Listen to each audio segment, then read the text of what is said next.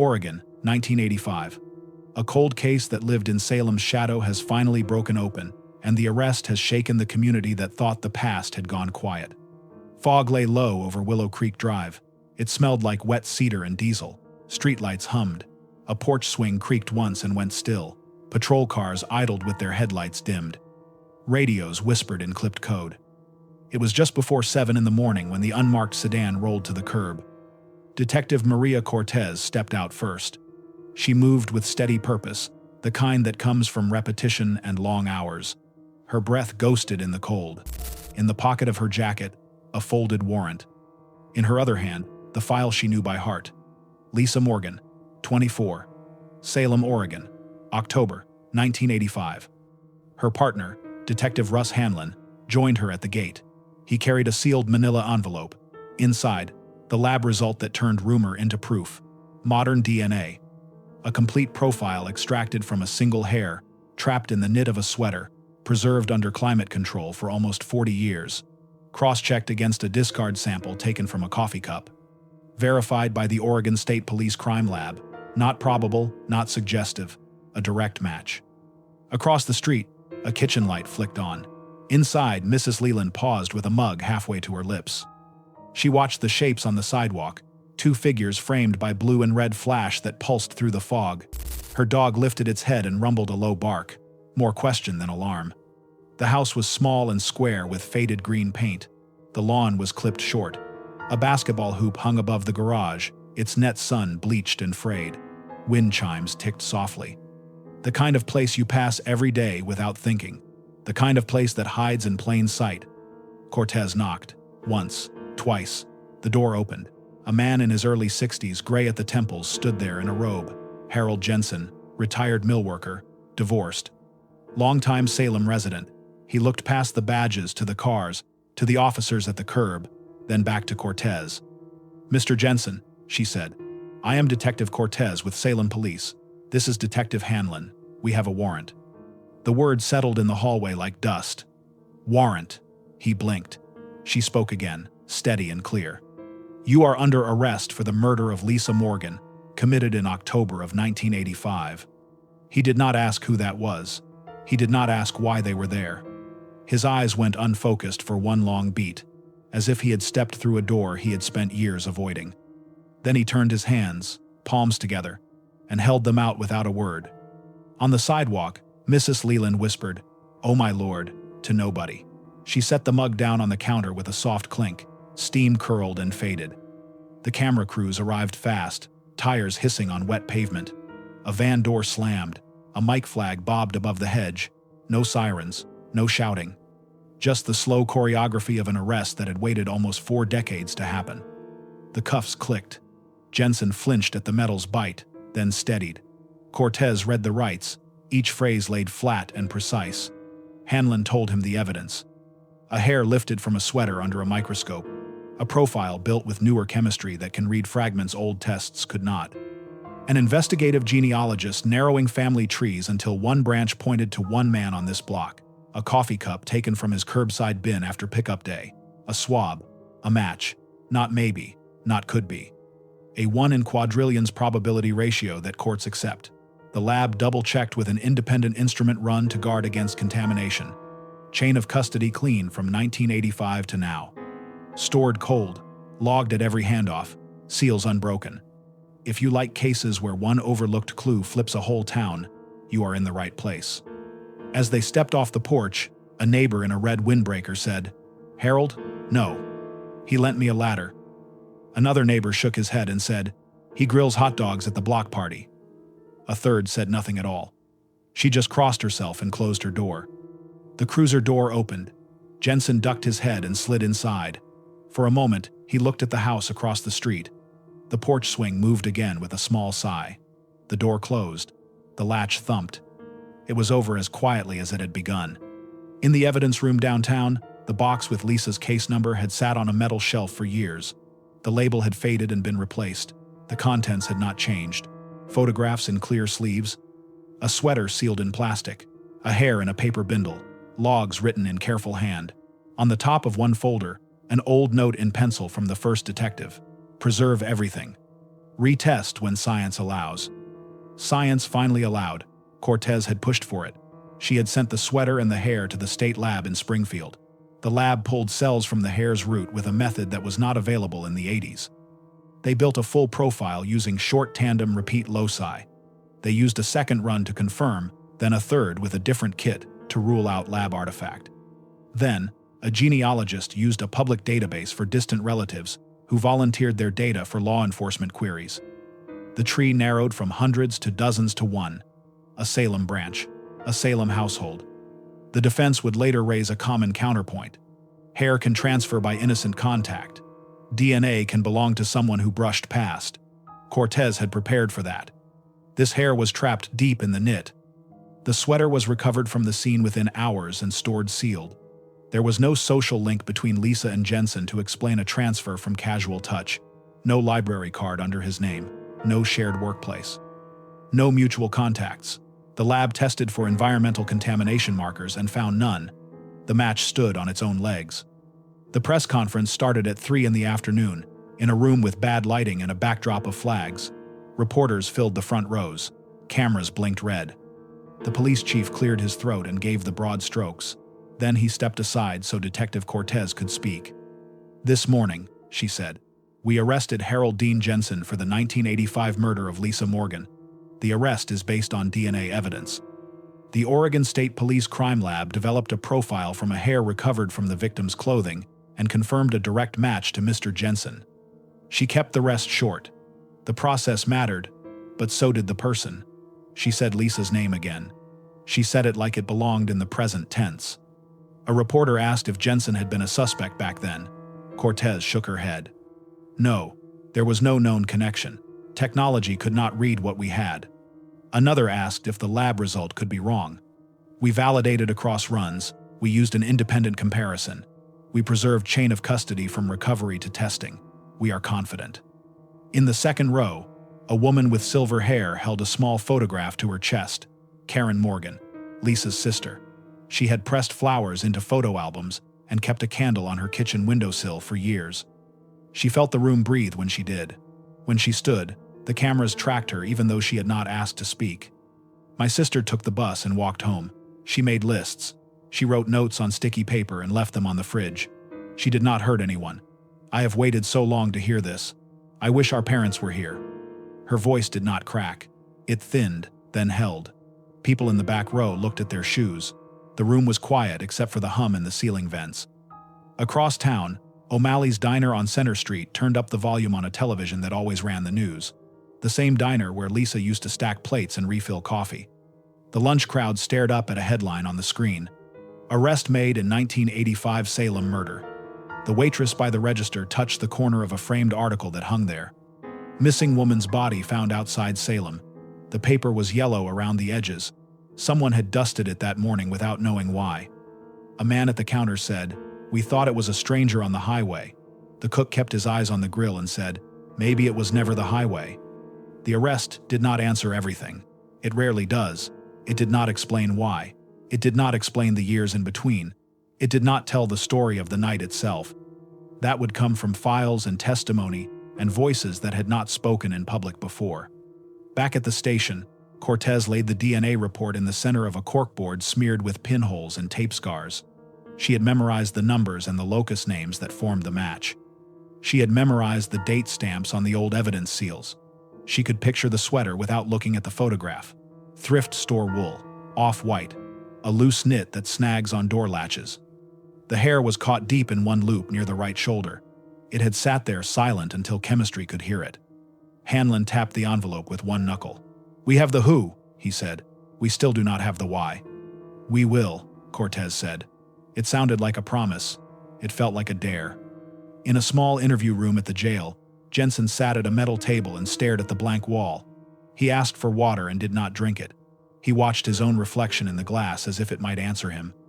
When Cortez came in with the recorder, he nodded once but said nothing. His lawyer sat to his left with a hand flat on a yellow pad.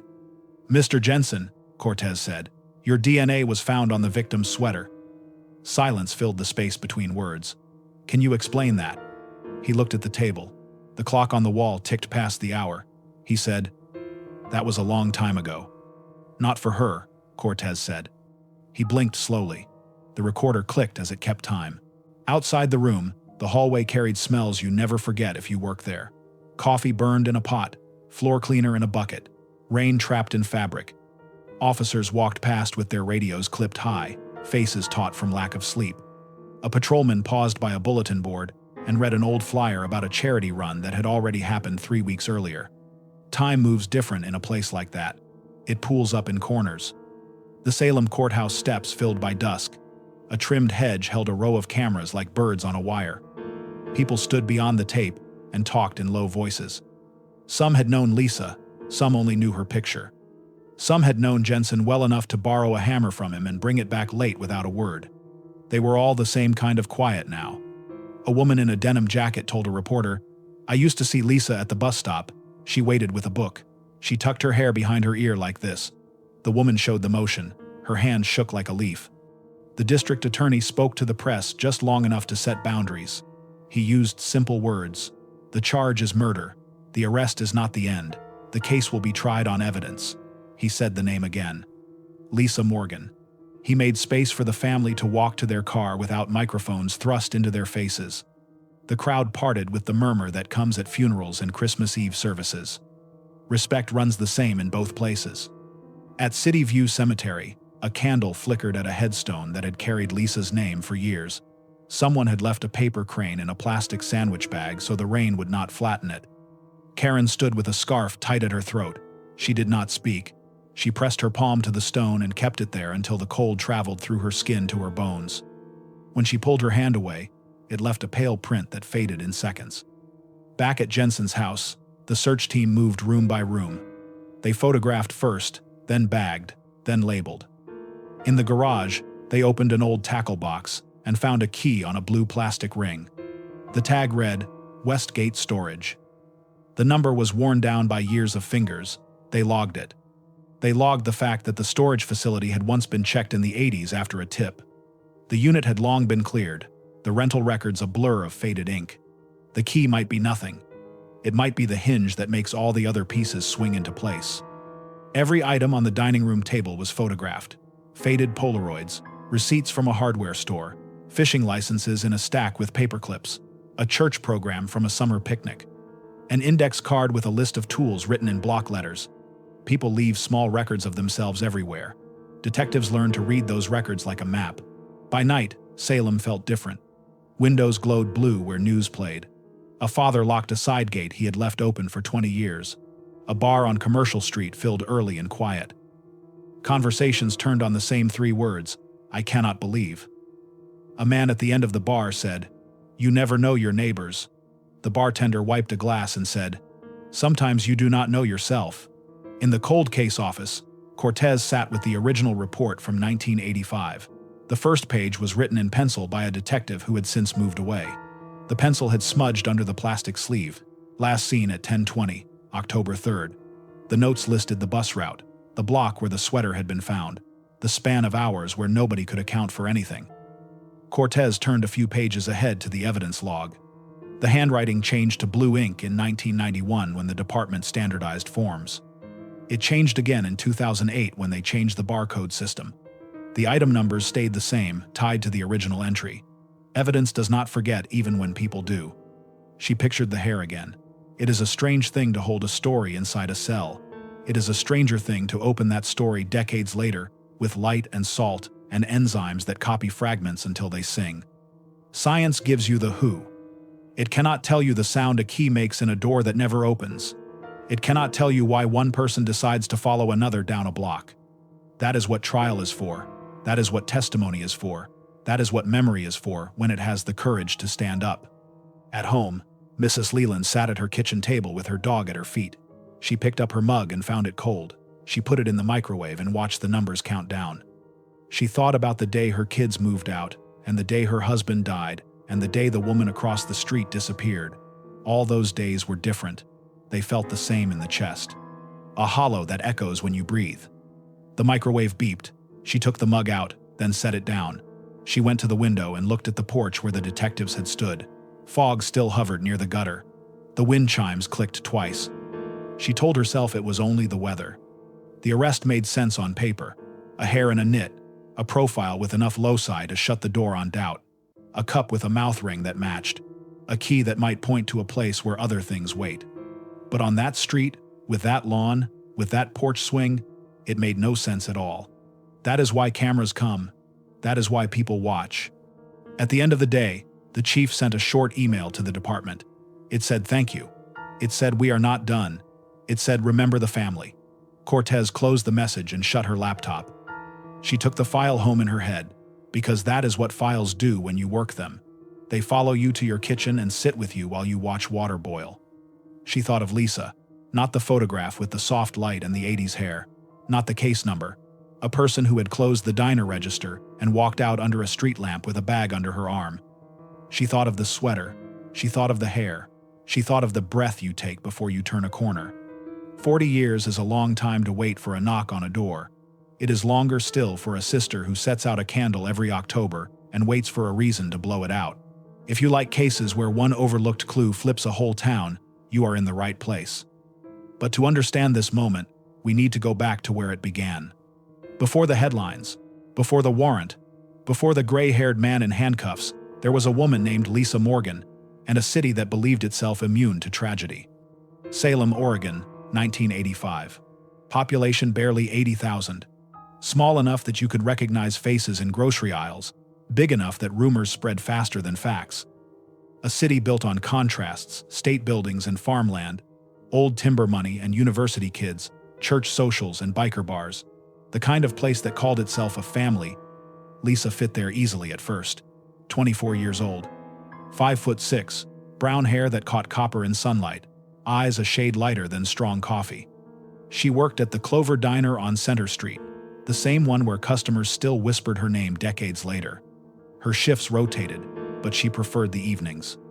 Better tips, fewer kids, she once joked to her coworker. She had lived in Salem for just under 3 years, renting a small upstairs apartment on Hawthorne Avenue. Her neighbors described her as quiet but friendly, a woman who waved to mail carriers and helped an elderly tenant carry groceries upstairs. She paid her rent on time. She watered her plants. She didn't make noise.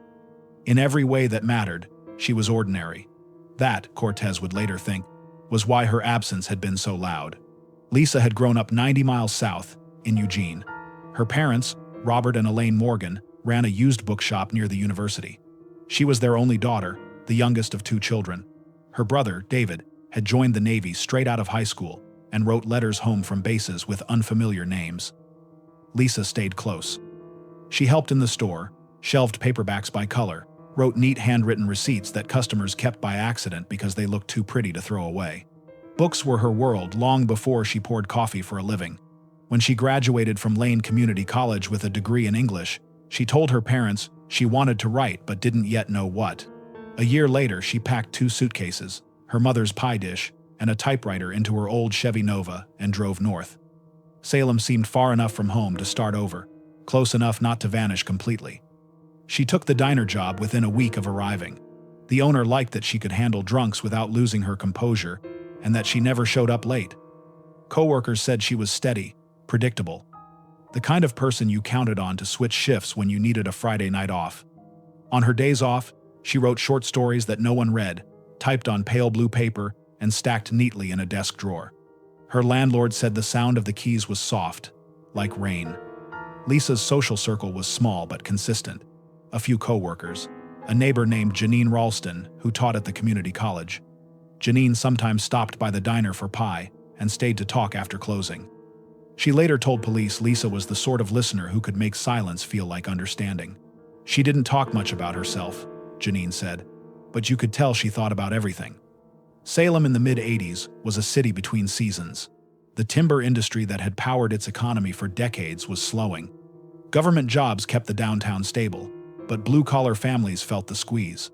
On weekends, pickup trucks lined Riverfront Park, while teenagers drank beer under the Marion Street Bridge. You could buy a house for $60,000. You could leave your front door unlocked and still sleep. The streets where Lisa walked to work were lined with elm trees that dropped leaves big enough to cover a shoe. The diner's neon sign reflected in puddles on rainy nights. Across from it stood a laundromat that smelled of detergent and cigarettes. and beside it, a hardware store that still hand-wrote receipts on carbon paper. People knew each other by routine. You didn't have to know names, you just knew times. The woman in the red scarf who jogged at 6, the man who swept his driveway at 7:30 sharp, the waitress who passed the bus stop every night at 10:15, counting tips in her pocket. That last routine would soon become a timestamp in a police report. Detective Cortez studied the old photographs on her desk in 2 neat rows. Lisa's life reduced to still frames, a graduation portrait with a forced smile, a candid at a picnic, a blurry Polaroid from the diner Christmas party. Nothing remarkable, no hint of foreshadowing. Cortez tried to imagine her voice. She read through old witness statements from coworkers and friends, penciling notes in the margins. Lisa was kind, but kept to herself. She worked hard, didn't date much. She said once she might move to Portland, but she never did. People remembered fragments. Cortez had learned that's what survival does, it trims memory down to the manageable. The file mentioned a boyfriend once, briefly. A man named Eddie Larson, a mechanic who had dated Lisa the year before she vanished. They'd broken up amicably, if the statements could be trusted. He moved to Idaho soon after. His name had cleared early. No record, no motive, alibi solid. Cortez marked it anyway. Cold cases live on details everyone else thought finished. The report described the day Lisa disappeared. Thursday, October 3rd, 1985. Clear skies, mid-50s. She'd worked the evening shift, clocked out at 10:12 p.m., waved to the cook, and left with her purse and sweater. Witnesses saw her walk east toward Hawthorne Avenue. She never made it home. Her car was found parked 2 blocks from her apartment, keys still in the ignition, driver's seat pushed slightly forward. That detail stuck with Cortez. Most people don't adjust seats when they're just running an errand. It suggested someone else had driven. Lisa's body was discovered 3 days later in a wooded area off Silver Falls Highway, the edge of the county. Quiet enough that hunters sometimes dumped carcasses there. A hiker found her by accident. The official report called it asphyxiation due to ligature strangulation. The sweater she'd been wearing was torn at the shoulder. Under her nails, skin cells. Too small to test then, preserved for later. The investigation burned hot for months, then faded under new cases and shifting priorities. Leads died, detectives transferred, boxes filled basements. The town moved on, mostly. Back then, Salem's rhythm was predictable. Farmers brought produce to the Saturday market. College kids from Willamette University filled the bars on Liberty Street. Every October, the leaves turned the same dull gold and clogged the storm drains. After Lisa's murder, that rhythm broke. Women started carrying pepper spray on their keychains. The diner shortened hours. Churches held vigils. The mayor promised more patrols. People who had once greeted each other with small talk now measured strangers by instinct. Still, time dulled everything. By Christmas of '86, new stories filled the headlines. A state budget shortfall, a warehouse fire, a missing child in Portland. Lisa's name slipped to the inside pages, then off the paper entirely. Only her sister kept her photo on the fridge. For years, the Morgan family called the police every October just to ask if there was anything new. There never was. The detectives who had worked the case aged out of the force. The evidence stayed sealed. One of them, Ray Hanley, left a note in the box before retirement. It said, "We owe her another look when science catches up." Science did. But that was decades later. To understand the Salem that Lisa lived in, you have to picture it as it was before cell phones, before surveillance cameras, before anyone thought you could catch a killer with something as invisible as DNA. The Clover Diner sat near the railroad tracks, a 2-room building with chrome trim and a sign that buzzed when it rained. The counter was always half full of regulars, a mail carrier named Dawn, a young cop named Randy, who worked swing shift, 2 sisters from the courthouse who came for pie. Lisa moved between them like clockwork, pour, smile, wipe, repeat. She didn't flirt, didn't complain. Her tips were average, her patience above average. After work, she'd walk to the bus stop on Commercial Street, take the number 6 to Hawthorne, and walk the last 3 blocks. It was her quiet time. No headphones, no company. Just her and the hum of the streetlights. Those lights were sodium yellow, the kind that turns everything the same dull shade of amber. On that particular night, the bulbs flickered. The maintenance logs later confirmed they'd been scheduled for replacement that week but never were. The last working light on her route stood outside an abandoned storefront, its glass cracked by a BB gun pellet. That detail, the broken light, would end up in dozens of theories, none provable. Darkness invites guesses. Detective Cortez liked to walk the same route when she studied old cases. She did it quietly, early, when the streets were empty. The buildings had changed a vape shop where the hardware store had been. New paint over old bricks, but the bones of the street stayed the same. She walked it now, nearly 40 years later, the case freshly reopened. Rain fell in a fine mist. The diner was still there, under new management. The sign still buzzed. Cortez imagined Lisa's last walk. Purse on shoulder, head slightly down, mind on the small things, rent due next week, call her brother, buy detergent. People never notice the last ordinary thought before the world tilts.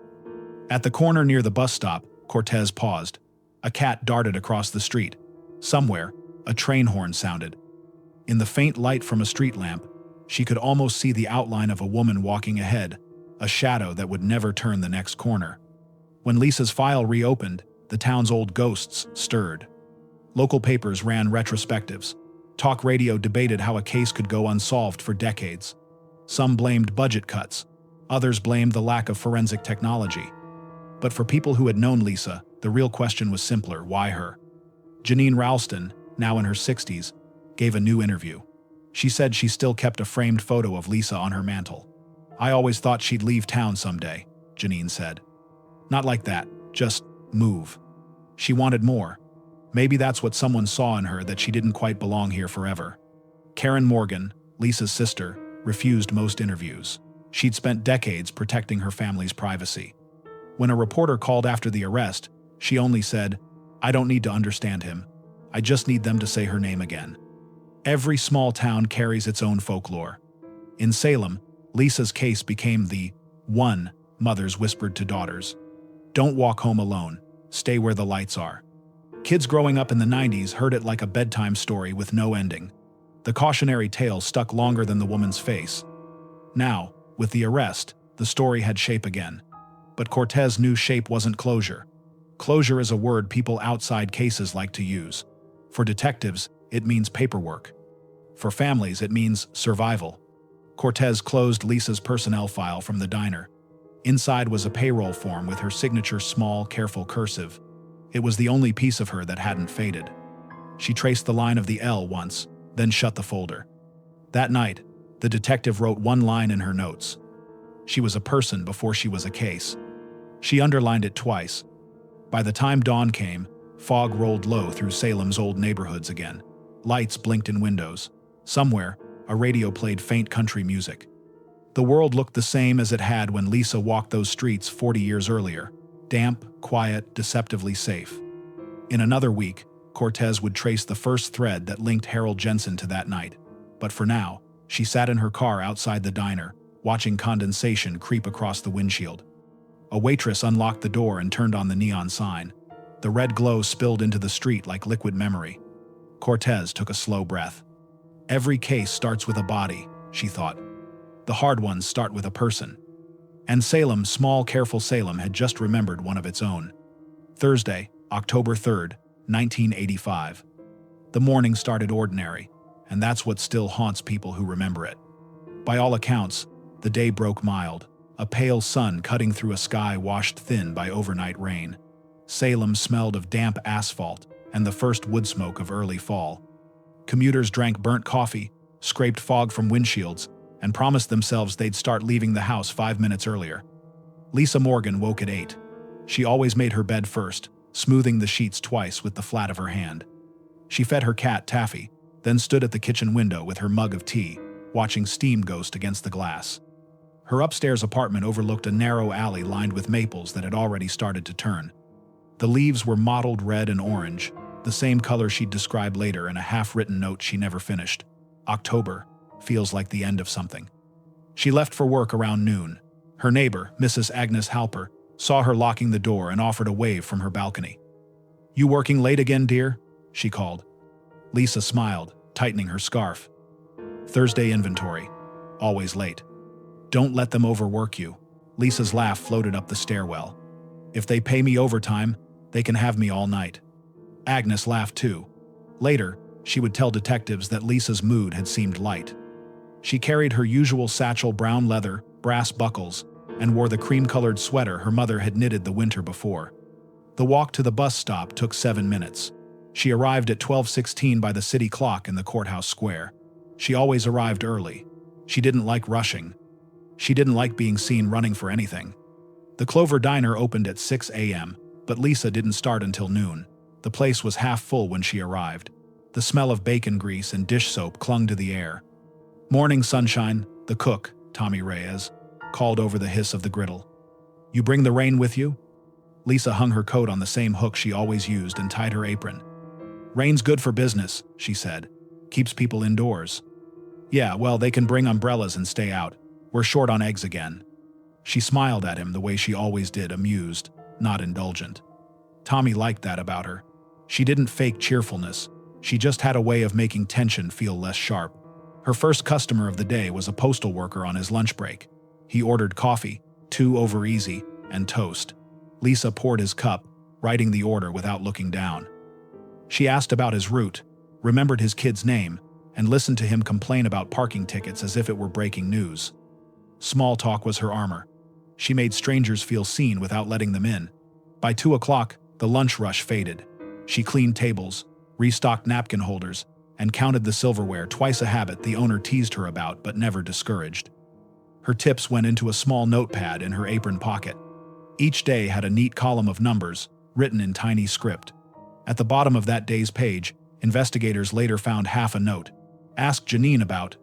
The rest was smudged by what looked like a water ring. At 5:30, Lisa took her break. She sat outside the back door of the diner on a milk crate, eating a turkey sandwich from home. The alley smelled faintly of garbage and wet cardboard. A delivery truck rattled by. She looked at the sky, where a wedge of geese cut south in a ragged V. The dishwasher, Eddie Lang, stepped out to smoke. He offered her a cigarette. She shook her head. "I quit in March." "Still counts if you light it and don't inhale," he joked. She smiled, taking a sip from her thermos instead. "That's what addicts say." Eddie flicked his ash toward the drain. "You always this disciplined?" "Someone's got to be." They both laughed. It would be the last time anyone heard her voice. Lisa's shift ended at 10:15. The register tape showed her initials LM for closing. The owner, Margaret Olson, signed out right after. "You okay to lock up?" she asked. "Of course," Lisa said. She'd done it dozens of times. She swept the floor, counted the till, turned off the neon open sign, and slipped on her burgundy wool coat.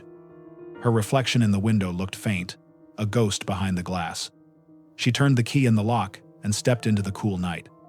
The street was empty. The drizzle had stopped hours ago, leaving a faint shine on the pavement. The smell of rain still lingered, clean, metallic, mixed with the distant scent of fried onions from a late-night cart down the block. She walked east, as always. Her shoes clicked on the sidewalk. At the corner, she passed Harold Green, the elderly man who ran the newsstand. He was pulling down the metal grate. "Evening, Miss Morgan," he called. "Evening, Harold." She waved, her silver bracelet flashing under the streetlight. He checked his pocket watch. 8:52, he would later tell police. She looked tired, but she smiled. That was the last confirmed sighting. The rest of her route was short, 3 blocks of small storefronts, then a turn toward her apartment. Investigators later retraced it minute by minute. 10 paces from the corner, the streetlights thinned. The final bulb on that stretch had been out for weeks, creating a pocket of shadow just before the alley cut through to Hawthorne Avenue. In that darkness, something happened. No witnesses saw it. No one heard a scream. A single cat barked once from a dumpster, and a passing car's headlights swept across empty pavement. Lisa never reached the next block. At 9:15 p.m., her roommate, Emily Ford, looked up from the couch, expecting to hear the front door. She had already boiled water for tea, Lisa's favorite evening ritual. But the apartment stayed quiet. By 9:30, Emily started to worry. Lisa was never late, not once. At 10, she called the diner, letting it ring until the answering machine clicked. At 10:10, she put on shoes and walked the route toward the bus stop, calling Lisa's name under her breath. She saw nothing, just the dull amber pools of light and a few wet leaves pressed to the sidewalk. When she got home at 10:45, she checked the parking lot. Lisa's car wasn't there. She waited another hour before calling the police. The responding officer, Mark Douglas, logged the report at 11:58 p.m. Adult female, mid-20s, missing. Possible last sighting near Commercial Street. Officer searched route. No sign. Recommended follow-up in morning. That line would become the beginning of a decades-long investigation. 3 days later, a hunter found her body 12 miles south of Salem, just off Silver Falls Highway. The area was dense with Douglas fir and ferns, a place where you could scream and only the wind would answer. She was fully clothed, her purse missing. No signs of robbery. The medical examiner marked bruising along the neck and defensive wounds on her forearms, under her nails, skin cells. On her sweater, a hair that wasn't hers. They took samples, bagged evidence, and sent it to the Oregon State Police Lab in Portland. In 1985, forensic analysis meant magnifying lenses and blood type. The skin cells were labeled insufficient quantity. The hair went into a paper envelope, marked unknown male donor. Detectives canvassed the area for tire tracks. None matched vehicles in the database. Rain had erased most of them. The case grew heavy fast. The days that followed became a blur of statements and theories. Co-workers were interviewed. Regular customers were questioned. The ex-boyfriend, Eddie Larson, was tracked down in Idaho and cleared. The press dubbed it the Clover Diner Murder, a name that sounded like pulp fiction and stuck like gum. Salem residents who once felt safe now checked locks twice and glanced over shoulders. Lisa's funeral filled the small white chapel on Ferry Street. The pews overflowed. Reporters waited outside, cameras respectful at a distance. Her sister Karen read a short note Lisa had written to her years earlier. People aren't books, but sometimes you can still read them if you pay attention. She folded the paper and placed it in the coffin. Then, the years began to stack. Decades later, Detective Maria Cortez would stand in that same chapel for a memorial held after Jensen's arrest. The walls smelled faintly of candle wax and cedar polish. She looked at the old photograph of Lisa smiling, unaware of how long her story would wait to be finished.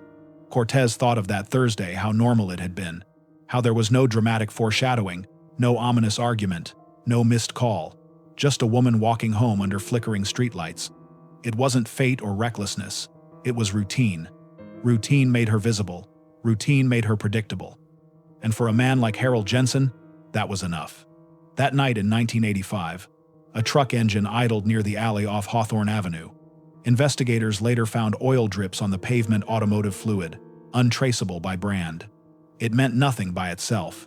But years later, when Cortez searched Jensen's garage, she found a faded work jacket with the logo of a lumber mill that closed in '87. The pattern of oil stains on the sleeve matched the same viscosity type found at the scene. A small link, invisible at the time, obvious with hindsight. But all that was far ahead. For now, on that quiet October night, Salem's clocks ticked forward. Patrol cars passed blocks away, oblivious. The diner's neon sign cooled and went dark. Lisa's apartment stayed lit until 2 a.m., when Emily finally fell asleep on the couch, waiting for a sound that never came. Outside, rain began again, soft, steady, the kind that turns every surface reflective.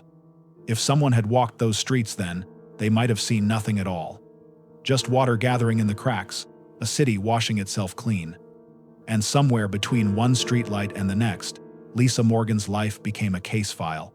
If you like stories where the smallest habits lead to the biggest mysteries, you're in the right place. Because from here, everything changes. Next, the search, the panic, and the one overlooked piece of evidence that would outlast them all. October 4th, 1985. Salem woke to rain and fear. Word spread before the papers caught it, first through whispers at the diner, then across the radio bands between precincts, and finally by noon, through every phone line in the city. A young woman hadn't made it home. Her name was Lisa Morgan. At first, it was just a missing person report, the kind that came in once or twice a week. Adults disappeared, then reappeared. A fight with a boyfriend, a night at a friend's house, a misunderstanding. That's what the desk sergeant told reporters. It's probably nothing. But by the second day, everyone knew it wasn't nothing. The Clover Diner stayed closed that Friday morning. A paper sign on the door read, "Temporarily closed, family emergency." Inside, owner Margaret Olson sat with detectives, the coffee going cold in front of her. She never missed a shift, she kept saying. Never. Detective Ray Hanley, 30 years on the force, led the search. He was old school, flat-footed, practical, always chewing a toothpick instead of smoking because his wife had made him quit. He didn't like gut feelings, but he trusted patterns. Lisa's disappearance broke every one of them. He called in 2 patrol units, requested a helicopter sweep over the fields east of town, and coordinated with the Oregon State Police for canine support. They started from the diner and fanned out block by block.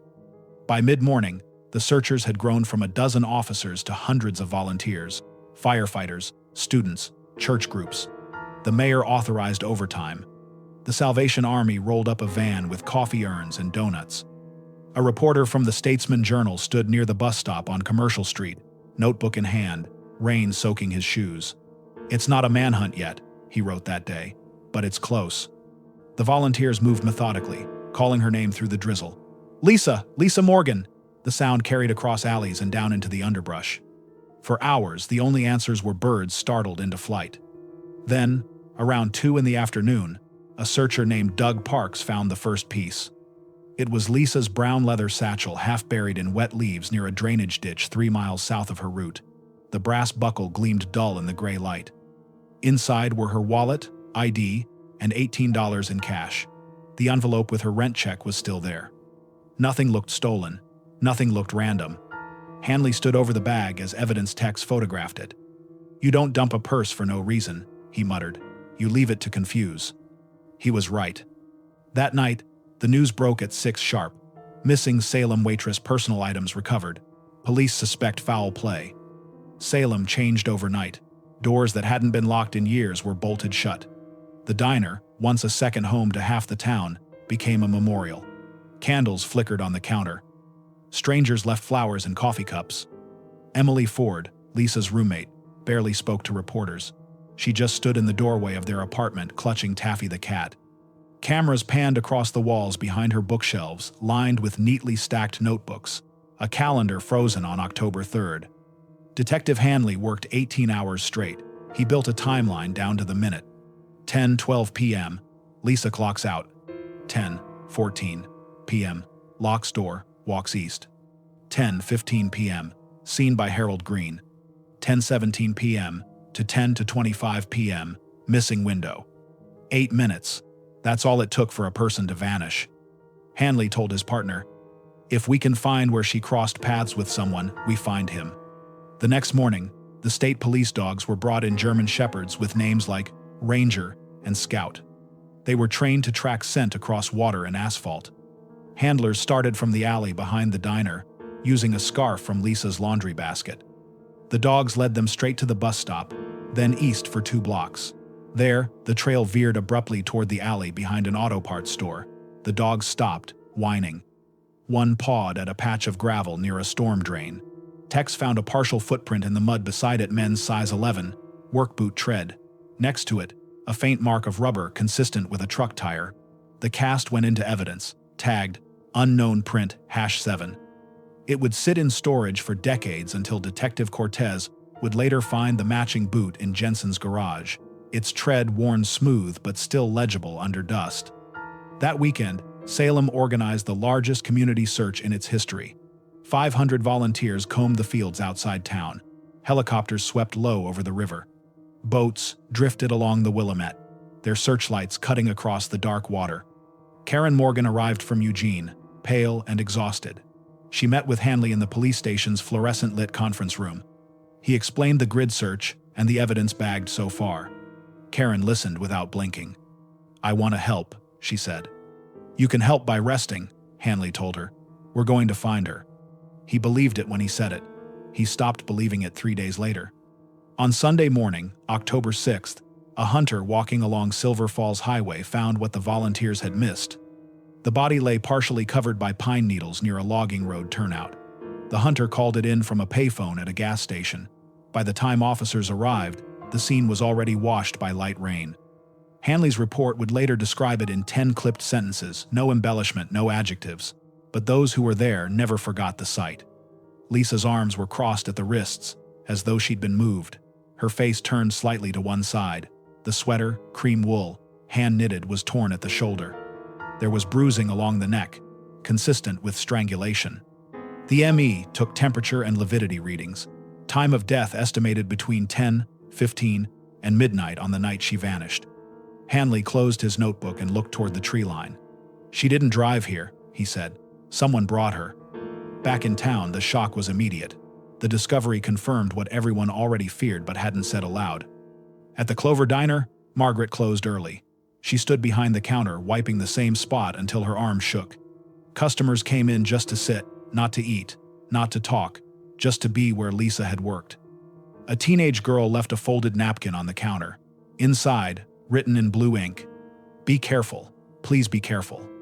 Emily couldn't bring herself to go home. She stayed with friends across town. The cat boarded at a vet. The silence was too much, she said later. Detectives worked leads around the clock. Every male customer from the diner was cross-checked. Known offenders in a 50-mile radius were interviewed. Mechanics, taxi drivers, drifters, ex-boyfriends. One tip said a dark pickup had been seen idling near the alley that night. Another claimed to have heard a scream near the bus stop, but every story contradicted the next. Witnesses remembered differently once cameras pointed at them. By mid-October, the investigation stalled. The evidence, purse, footprint, hair, all pointed somewhere, but nowhere clear. The hair was analyzed under a microscope. Brown, medium length, male origin. That was all they could tell. Hanley requested the sample be preserved for future technology. He boxed it himself, signing the label in block letters. It would be his last act of optimism. The funeral on October 10th drew a line through Salem's heart. Rain drummed on the chapel roof as the service began. Hanley stood in the back, hat in hand. He didn't take notes that day. Karen Morgan spoke briefly. "She was my sister. She wanted to write. I hope she still can, wherever she is." Outside, reporters waited behind the iron gate, microphones sheathed in plastic. The community formed a quiet procession to the cemetery. People who had never met Lisa brought flowers anyway. That night, the local radio station played a slow version of Somewhere Over the Rainbow. Callers phoned in, crying, telling the host they'd known her or thought they had. In the weeks that followed, the panic shifted to exhaustion. The Clover Diner reopened under new management. People came in out of obligation more than appetite. A new waitress took Lisa's section. Tips dropped. Patrons said it felt wrong sitting there. Hanley and his partner logged 47 interviews in a single month. They canvassed the highway, checked motel registries, even chased a tip from a psychic who claimed Lisa's energy was near the river. Nothing. By winter, the snow fell, and the case froze with it. The file went to a cabinet in the basement marked Unsolved Cases 1,980 to 1,986. But the fear didn't fade. Women carried whistles now. Joggers switched to daylight hours. Parents told children to remember faces, plates, everything. In small towns, safety isn't just a feeling, it's currency, and Salem's had been stolen. Nearly 40 years later, Detective Maria Cortez would reread those reports. She'd picture Hanley standing under the pines at Silver Falls, rain dripping from his hat brim, staring at evidence that couldn't yet speak. And she'd realize they'd found almost everything they needed back then. They just didn't know how to hear it. One strand of hair, one partial footprint, one sweater, all waiting for a future that could finally listen. If you like cases where fear turns a city inside out and truth hides in plain sight, stay with us. Because in the next chapter, the investigation hits dead ends, rumors twist the facts, and the man responsible walks among them unseen. For every tragedy in a small town, there's the official story, and then there's the one people tell each other when doors are shut and coffee cools. By mid-October 1985, Salem had both. The official version was thin. Lisa Morgan, 24, left work at 10:15, last seen at 10:17, found dead 3 days later near Silver Falls Highway. No witnesses, no motive, no suspect. The unofficial version was thick with imagination. You could hear it everywhere, in the produce aisle, in the pews, in the halls of the courthouse. Someone said she'd been seeing a married man. Someone else swore she'd been followed by a stranger in a blue pickup. Another claimed she'd found something at the diner, a secret ledger, a fight over money, a threat whispered over coffee. None of it was true, but all of it felt possible. Detective Ray Hanley hated rumors. They clouded clean work. He told reporters, "Until I see it, it's noise. But noise can drown out truth," and that's what happened next. The first false lead came from a truck driver named Leon Cates, who told police he'd seen a woman matching Lisa's description hitchhiking near exit 256 the night she vanished. Hanley drove out himself, flashlight sweeping across the gravel shoulder. The rain had already wiped everything clean. Cates stuck to his story, but under questioning admitted he wasn't sure of the date. "Could have been Tuesday," he said finally. "Could have been last week." The report went into the file anyway, stamped unverified. The second lead came from a waitress at a bar 2 miles from the diner. She claimed Lisa had been there around 9:30 that night, talking to some guy in a baseball cap. But the register tapes showed Lisa clocking out after 10. The math didn't fit. Still, Hanley checked the bar's parking lot, interviewed regulars, and found nothing. Rumors multiplied faster than facts could catch up. The newspapers didn't help. By late October, the Statesman Journal was running near daily updates, each with a new angle. Was it a stranger? Was it someone she knew? Is Salem safe? Reporters camped outside the police station. Some printed quotes out of context, twisting speculation into certainty. Others simply filled gaps with color. "A quiet town's innocence lost," one headline read. Another described Lisa as the girl next door who never came home. The press attention made witnesses come forward and then contradict each other. One man said he saw Lisa talking to someone in a plaid jacket near the bus stop. Another insisted she was alone. One thought he'd heard a scream near the auto parts store. Another said it was just kids fooling around. Hanley chased every call until his voice went hoarse. Inside the department, morale dipped. They had evidence but no context. A hair of unknown male origin. A footprint. A purse left deliberately. The crime lab confirmed the hair didn't belong to Lisa or anyone in her circle. But in 1985, that meant little. Without DNA, they could only match color and texture. Still, Hanley felt something in his gut he didn't trust, not instinct, but irritation. The crime felt practiced, the scene too clean. Whoever had done it had planned it. By November, with no arrests and public pressure rising, the mayor called a press conference. Cameras flashed. Hanley stood stiff at the podium. He said the words he hated most. "The investigation is ongoing." Behind him, his captain added, "We have reason to believe the victim knew her attacker." Reporters seized on that line. The next morning's headline read, "Police, Lisa Morgan, new killer." That one sentence changed everything. For weeks, friends and coworkers lived under suspicion. The cook, Tommy Reyes, was questioned twice. A mechanic who dated Lisa months before was pulled from his shift at the garage for a full day of interrogation. Even her roommate Emily was called in again, asked about men Lisa might have met at the diner. "She talked to customers," Emily said. "That's her job." Hanley apologized after each interview, but the damage was done. Salem turned inward. At church, people whispered about the Olsons, the diner owners. Maybe it was someone on staff. Maybe it was an affair gone wrong. Parents pulled their daughters from evening shifts. The diner lost half its customers in 2 weeks. Margaret Olson told the paper. "It feels like everyone's punishing us for what happened." Hanley told her quietly, "They're just scared." Then came the Henson rumor, the one that stuck the longest. A transient named Cal Henson had been seen near the Silver Falls turnoff around the time of Lisa's death. He had a record for petty theft and a reputation for violence when drunk. A hunter reported finding one of his campsites near the same road where Lisa's body was discovered. For a week, Salem was certain they had the man. Police picked him up in Portland, 2 counties away. He denied everything. His hands shook, his eyes bloodshot. The press called him the woodsman suspect. Hanley interrogated him for 6 hours. Henson swore he didn't know any woman named Lisa Morgan. He'd been sleeping under the bridge near Jefferson that week, he said. When forensic results came back, they cleared him completely. The fibers from his clothes didn't match Lisa's sweater. His blood type didn't match the trace found on her collar. The paper ran a retraction 2 days later, but by then, Henson had been beaten by strangers outside a bar. He left town that same week. The rumor lived longer than he did. As winter settled in, so did despair.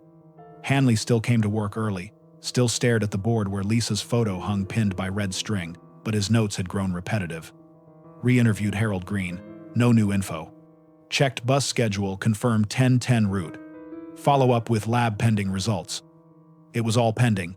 Everything pending. Emily Ford moved out of Salem by December. Too many ghosts. she told Karen Morgan before leaving. Karen stayed in Eugene, writing letters to the department every month. Each one polite, patient, painful. "Please, don't forget her." Hanley wrote back every time. "We won't." By early '86, the case cooled. The file grew thicker but not deeper. A new detective, Bill Danner, took over briefly, convinced the killer was a trucker who passed through town. He checked way station logs, truck stops, repair shops. The theory collapsed under lack of evidence. Then came the copycat letter. Someone mailed a typed note to the Statesman Journal claiming responsibility for Lisa's death. The letter described false details, a knife wound, a buried watch, things that didn't exist. The typewriter was traced to a high school prank. 2 teenagers confessed and spent a weekend in juvenile detention. The city exhaled in frustration. By the summer of 1986, Lisa's name had faded from the headlines.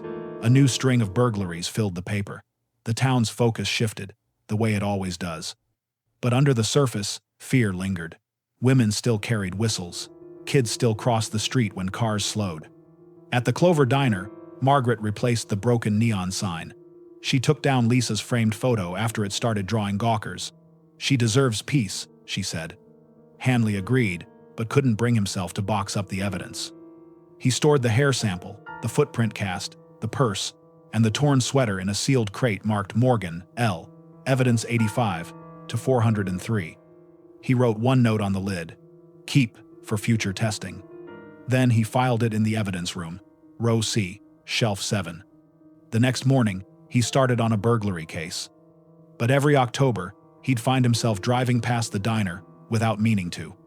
In small towns, rumors don't die, they just change form. By the 90s, Lisa's case had become local folklore. Parents told kids, "Don't walk alone after dark, remember the diner girl." Taxi drivers swapped theories on long nights. Retired cops at coffee shops said, if they'd had DNA back then, they'd have nailed him. Nobody knew how right they were. Because that single hair, sealed in a paper envelope under Hanley's signature, was waiting. Waiting for the science to change. Waiting for the man who'd walked among them all these years to finally make a mistake. If you like stories where the truth hides behind rumor and silence becomes its own evidence, stay here. Because in the next chapter, the case goes cold. The world moves on, but the evidence, and one detective's stubborn hope, refused to die. Time moved on, the case did not. After 1986, the name Lisa Morgan appeared in police files less and less. Detectives transferred, retired, died. Boxes shifted from one storage shelf to another. The handwriting on the evidence labels faded, rewritten each decade by whoever took inventory next. Salem itself changed. The old hardware store became a coffee shop. The diner was remodeled, then sold. New neon, new waitresses, new regulars who didn't know the name attached to the ghost that lingered behind the counter. But the evidence never moved far. Row C, shelf 7. A sealed box, marked Morgan, L, inside the climate-controlled evidence room. The label carried 3 signatures, Hanley's from '85, Danner's from '87, and a final one added in '94 by a records clerk who wrote too lightly, the ink already fading. Inside, one brown leather satchel, one torn cream-colored sweater, one paper envelope containing a single hair, brown, male origin, one plaster cast of a boot print, one evidence vial labeled trace skin cells, insufficient quantity. Each item had waited for science to catch up. Detective Ray Hanley retired in 1993. His farewell party was quiet, held in the break room of the old station. Someone brought cake, someone else brought a plaque. He thanked them, shook hands, then went home with boxes of old files he couldn't quite leave behind. Lisa's case was among them. For years, he kept a manila folder marked Morgan, follow-up leads in his home office. Every so often, he'd clip an article about forensic breakthroughs. DNA technology solves 1,970 murder. Cold case reopened through new testing. He'd underline words in red pen: profile, match, probability, genealogy. He'd drive by the diner sometimes, park across the street, and watch the windows glow red with neon. He'd picture her walking out of that door under the rain, one hand clutching her purse strap, unaware she had minutes left in her life. When Hanley died in 2007, his wife found that file in his desk. She brought it to the police department, saying simply, "He wanted this back here." A clerk logged it, added it to the cold case archive, and put it beside the original evidence box. And there, it waited again. Cold cases aren't forgotten, they just wait for the right eyes. In 2018, those eyes belonged to Detective Maria Cortez. She was 39 then, recently transferred to the Salem Police Cold Case Unit. She'd grown up in Portland, studied forensic biology before joining the force. She'd seen enough DNA-based convictions to believe that old evidence could still talk. Her first week in the archive, she found Hanley's handwriting on a box and paused. The note on the lid read, "Keep for future testing." Inside, the sweater and hair were still sealed, still clean, still logged. Chain of custody, unbroken. Cortez held the envelope to the light. The hair lay inside like a question suspended in time. She closed the box and carried it upstairs. At the Oregon State Police Crime Lab, the technician on duty was Dr. Nicole Foster, a forensic biologist with 2 decades of experience. Cortez handed her the evidence forms. "I want to know if this can still talk," Cortez said. Dr. Foster smiled. "After 33 years? Maybe. If Hanley was as careful as his notes say." He had been. The lab used a new process, enhanced polymerase chain reaction, a method that could build a DNA profile from cells invisible to the naked eye. It was slow, methodical, expensive. But Cortez didn't care about cost. 2 weeks later, Foster called her back. "I have something," she said. The sample, the male hair caught in the knit of Lisa's sweater, contained enough material for a full DNA profile. Not partial, full. They ran it through CODIS, the National DNA Database. No match. Cortez expected that. Many killers from the 80s never entered their DNA into any system. She pivoted to the next tool, genetic genealogy. She sent the profile to a genealogical research partner that specialized in law enforcement cases. Analysts compared it to millions of public DNA profiles, volunteered by people tracing their ancestry. It took 3 months. In January 2019, Cortez got an email with a single line. "We have a probable family tree for your unknown male." The results traced the DNA to a cluster of relatives in Marion County: cousins, second cousins, distant relations. The analysts mapped the family backward until the lines converged on one man, Harold Dean Jensen, age 62, Salem resident, retired mill worker. Cortez stared at the name. She knew it. Jensen had lived 3 blocks from Lisa's bus route in 1985. He'd been interviewed briefly back then because his pickup truck matched a vague witness description. He'd told police he was home watching TV. They'd believed him. No record. No reason to doubt. Until now. Cortez reopened the old file. Jensen's name appeared only once, scribbled in the margins of a field report. Neighbor, routine check, negative. She called the retired records clerk who'd written it. "You remember him?" A pause. Then, "Barely. He seemed polite. Quiet. Those are the ones you never suspect." Cortez requested a surveillance warrant. Within a week, she had a team watching Jensen's house. He still lived in Salem, still drove the same route to the hardware store, still kept to himself. One morning, he tossed a coffee cup into a public trash bin outside the store. An officer retrieved it.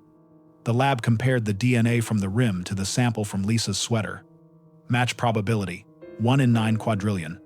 That number doesn't lie. The arrest came at dawn, quiet as snow. Neighbors watched from behind curtains as Jensen, gray-haired and soft-spoken, was led out in cuffs. Cortez recited his rights. He nodded. He didn't ask what for. He already knew. At the station, he sat in the interrogation room, the same one where, decades earlier, Detective Hanley had questioned other suspects who swore innocence. Cortez pressed record. "Mr. Jensen, the DNA from Lisa Morgan's sweater matches yours. Do you want to tell us how that happened?" He stared at the table, fingers folded neatly. "That was a long time ago," he said. "People forget." Cortez leaned forward. "We didn't." For the first time, his eyes lifted. She shouldn't have been walking alone. That was the closest he came to a confession. The trial began 6 months later in the Marion County Courthouse. The courtroom was packed. Reporters, locals, a few retired officers. Karen Morgan sat in the front row, a framed photo of her sister on her lap. The prosecution's case was simple and airtight. They walked the jury through the evidence. The hair recovered in 1985. The chain of custody logs signed by Hanley. The new DNA profile and genealogical tracing. The coffee cup discarded by Jensen. The statistical certainty, 1 in 9 quadrillion. The defense tried to argue contamination. Cortez's testimony dismantled that. The evidence was sealed continuously for 33 years, she said. If it had been contaminated, the profile wouldn't match across independent lab runs. They tried coincidence. The prosecutor held up the numbers. There is no coincidence here, he said. There is only proof. The jury deliberated for less than 5 hours. Guilty on all counts. When the verdict was read, Karen Morgan didn't cry. She closed her eyes, held her sister's photo tighter, and whispered something no one caught. Outside, cameras waited on the courthouse steps. Reporters asked how she felt. Relieved, she said, but not happy. You don't get happy when justice takes this long. She thanked Detective Cortez by name. She listened when everyone else stopped. Cortez told the press later, "This wasn't my case. It was Hanley's. I just finished what he started."